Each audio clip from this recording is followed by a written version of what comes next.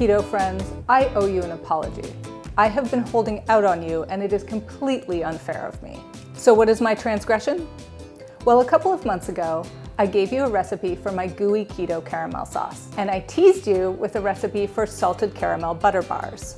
Many of you asked for the recipe and I held out on you. So here I am making amends by showing you how to make those gooey keto salted caramel butter bars here today. Now I recommend having my gooey keto caramel sauce on hand at all times. This one came out of my fridge, so you can see here that it's rather hard and not gooey at the moment. It's not recrystallized, it's just firm. So all we're going to do is scoop it into a pan and rewarm it to make it nice and soft and gooey. If you haven't made the caramel sauce yet, make that first before you start the bars. You are going to need the full recipe of caramel sauce for these bars. And you can see here that it really doesn't take that much, just low heat to get it to be liquid and gooey again. This caramel sauce is so good, it's hard to keep it for other recipes. You might just want to lick it off the spoon. Make sure it's not too hot because it can still burn your mouth.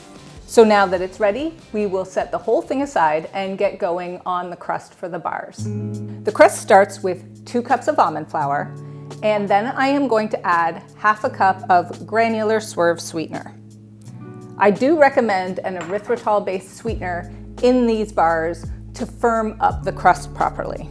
Then I'm adding 2 tablespoons of coconut flour. This just helps firm up and dry out the crust a little. If you really object to coconut, you can use more almond flour, but you're going to need something like 1/4, 1/3, even possibly another half cup. Then we're going to add 1/4 teaspoon of salt, and we'll just stir all of that in nicely. And since they're called butter bars, we're going to use plenty of butter. I have half a cup of melted butter here, and I'm going to add 3/4 of a teaspoon of vanilla extract. Then you want to take something like a rubber spatula, and you really just sort of want to toss it around until things begin to clump together. Now you want your crust to be on the dryish side and to resemble sort of coarse crumbs like this. If it seems too wet, add a little bit more almond flour or a tiny bit more coconut flour. Just try a tablespoon at a time. Now we can create our bottom crust. So I have an 8 by 8 inch metal pan here, and I have already greased it, and I'm going to add a little over half of my crumb mixture to the bottom. You really just want to eyeball it, and you want enough to cover the bottom completely. Then you're just going to take your fingertips and press it in lightly. It doesn't have to be jam-packed in there, but you want to make sure there are no gaps and none of the pan bottom is showing through. Now we're going to take our bottom crust and bake it for 10 minutes at 350 degrees Fahrenheit. This will just allow it to firm up nicely and hold the caramel. While that bottom crust is baking, try to resist the urge to eat your caramel sauce. It's tempting, trust me. Save enough for the bars. Save enough for the bars. Okay, the bottom crust is now out of the oven. Smells delicious already. And it's still warm, but you do want to let it cool for 10 minutes before you pour the caramel sauce over. That way, the crust firms up so that the caramel sauce doesn't seep to the bottom of your bars.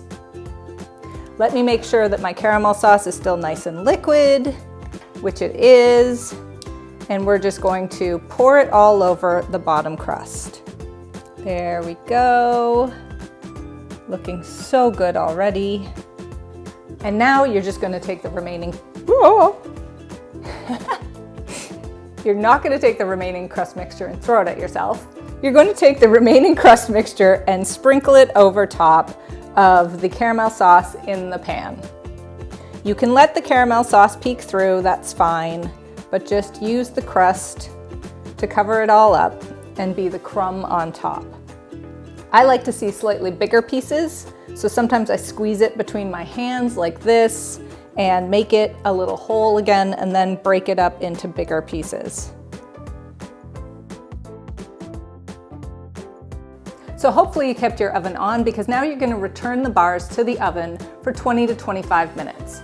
You want the crumble top to be golden brown and the caramel to be bubbling. And now, if there's a little caramel sauce left in your pan, you're free to eat it. Oh, I love it. Okay, darlings, our butter bars are out of the oven and they smell amazing. And they have been cooling for about 20 minutes. They're still on the soft side, but I can't wait any longer. I've got to cut into them. Definitely still gooey and warm.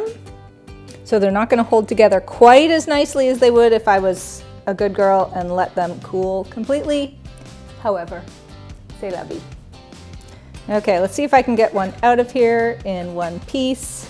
Oh, they're holding together really nicely, actually. Oh, look at that. Oh, hello, my pretty.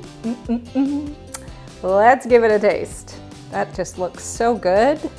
Okay, I can't wait.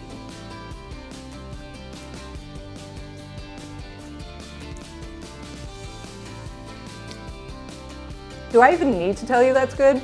I mean, salted caramel butter bars. What could be better? I love you so much. Yum. Now I do apologize for holding out on you, and I promise I will never do it again. So for this delicious dessert recipe and so many more, please check out alldayidreamaboutfood.com.